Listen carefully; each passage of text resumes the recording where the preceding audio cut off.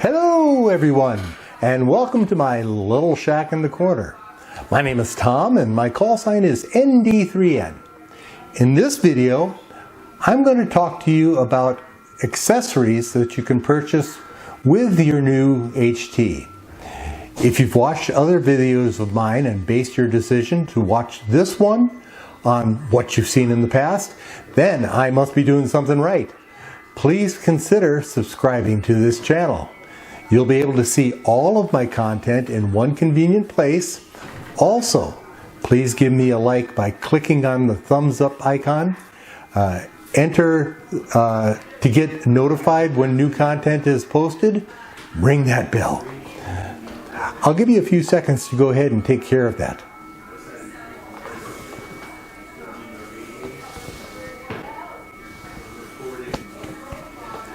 Thank you so much. That wasn't hard, was it? There are 4 items that I think you should pick up when you buy your radio. And in the order of importance, they are a spare battery, a case for your radio, programming software, and a charging station.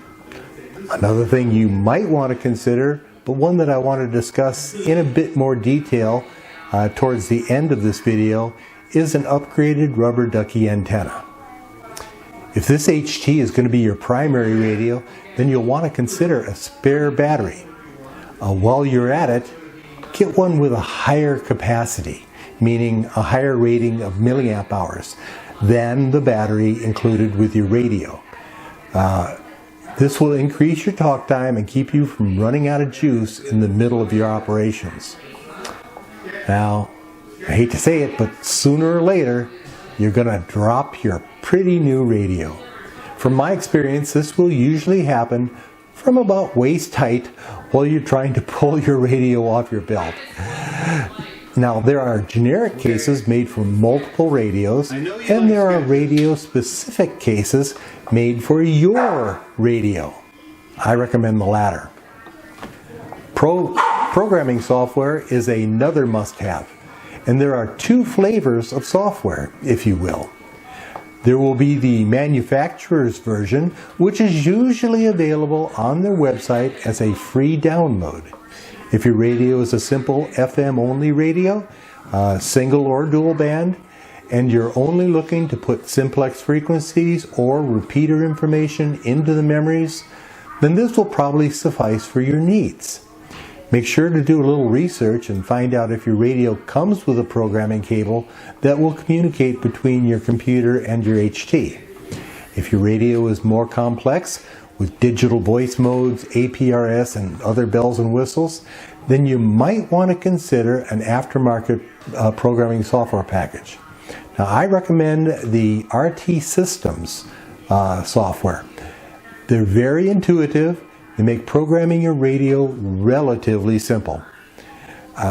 They are radio-specific programs and will not only program the frequencies into memories, but they'll also program any alternate modes such as digital voice and APRS if your radio has them. RT Systems software comes either software only if you already have the proper cable, or packaged with the cable. A charging station is very nice to have accessory. However, it's not an absolutely necessary. You can charge your batteries while on the rig. Just use the supplied charger. But it's nice to have a place to put your rig when you're not using it, and it's a bonus that it's charging up between uses. You can also charge your spare batteries in a standalone mode. Just slap the battery in there instead of the whole rig. It's a nice accessory to have, but again, not absolutely necessary. Many new HT owners make purchasing an aftermarket replacement rubber duck antenna as their top priority. Well, you can certainly do this, and the cost is not generally prohibitive.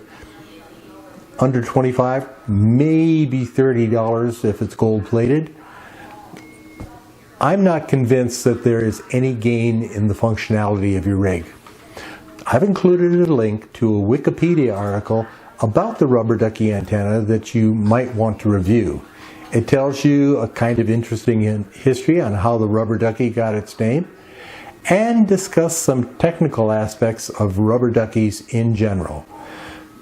The article states that if your antenna is resonant and the spring has a large diameter, the impedance will be well below 50 ohms, tending towards 0 ohms.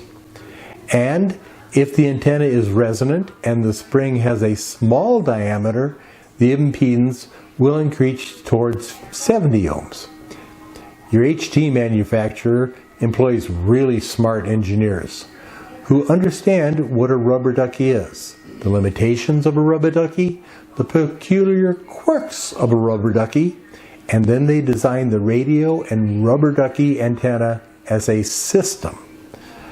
They don't take into consideration that you might replace that antenna with what purports to be a much better one. I was digging through some old ham stuff in my garage. I found a really nice diamond rubber duck replacement antenna. My nearest FM repeater is a bit over 20 miles away, and I have a really hard time making a contact or even hearing a contact inside my house. Now, I can make a good contact with the rubber ducky that came with the radio if I either stand by a window or step outside. I decided to do a little experiment.